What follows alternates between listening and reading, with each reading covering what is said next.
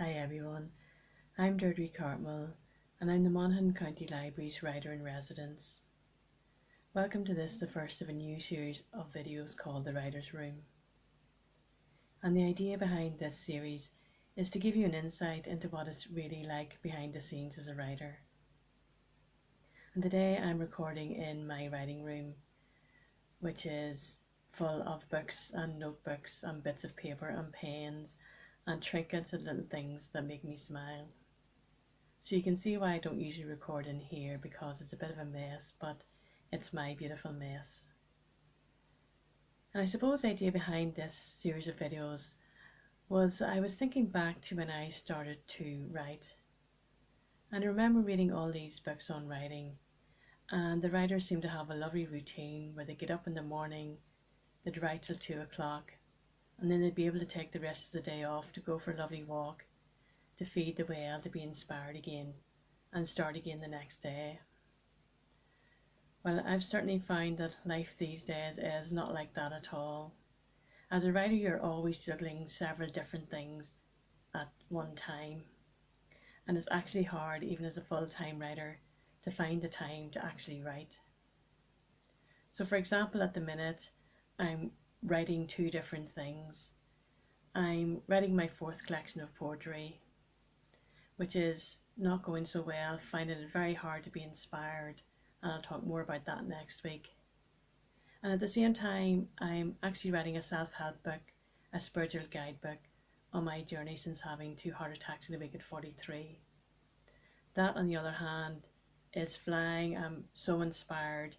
I can't keep up with my inspiration. I have a pile of papers beside my laptop to put onto the PC when I get the chance to.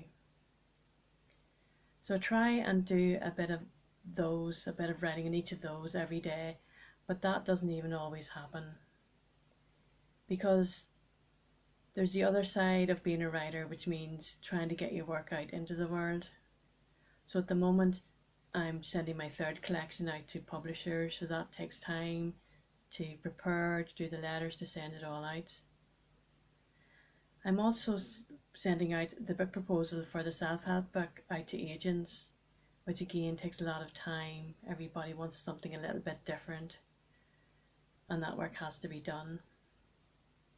There's a 3rd book I'm working on, which I know is not really suitable for a publisher, so I'm going to self-publish it myself. But that means I'm doing the proofreading, I'm working with the designer, I'm working with the printer, I'm doing everything myself. So that's something else, another writing project that's going on. And with all these, especially with the self-help books, the publishers want to see a platform, they want to see a following on social media.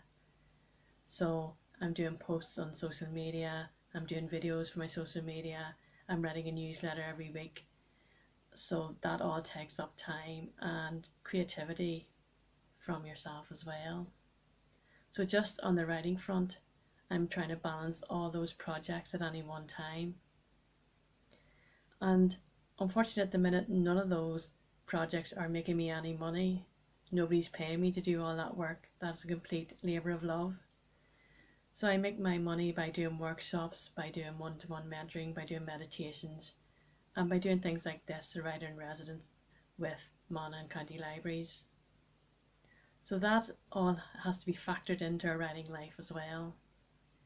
I'm going to think around all my writing friends, many who are very successful, won awards, published many books, and they're all juggling these several different careers at once, as well as trying to find the time to write. So I'd say wherever you are, don't be waiting until you've got the time to write, until you've left the job to start to write. Wherever you are right now, carve out time to write. Because even though in theory I'm a full-time writer, I still have to carve out that time every day, make sure I grab that time every day to write.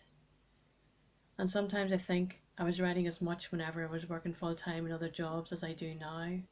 So don't put your writing life off until you are a full-time writer. Wherever you are right now, whatever your circumstances are, just jump in and start writing. As part of this series of videos, I also hope to answer some of your questions. So I'm hoping you'll send me questions every week as well, and I'll pick 2 or 3 of those to answer each week if I can. One of the questions I received is, should I write a book?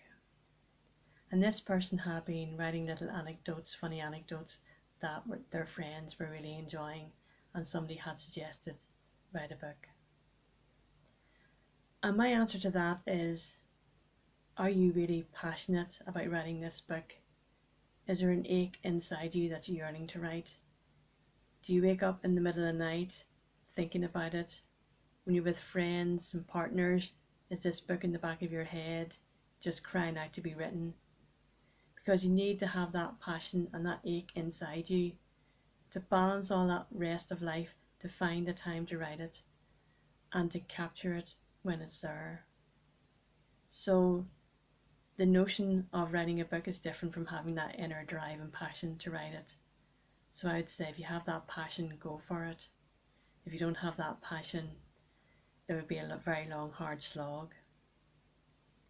There was actually a second part to that question as well, because this person had thought maybe this writing would be suitable for children, and had asked a children's writer about that, and they had said no, they didn't think it was suitable for younger children, it was probably for an older age group. So again, I would say don't limit yourself early on. Write what needs to be written, get it out of you, get it down on the page, and then when it's done, see where it's best published, see where the best audience is. Because you have to write what's in your heart and soul first of all. You have to get that down. You have to write from that need to get this truth out into the world.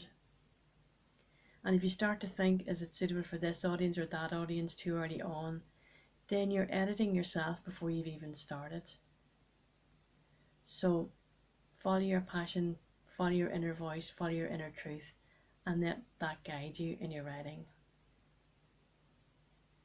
So hope you find that interesting today. Next week I'll be talking about how I find inspiration, and I hope between now and then you might send me a few more questions as well, and I look forward to answering them for you. So thanks for watching today, and until next week, take care.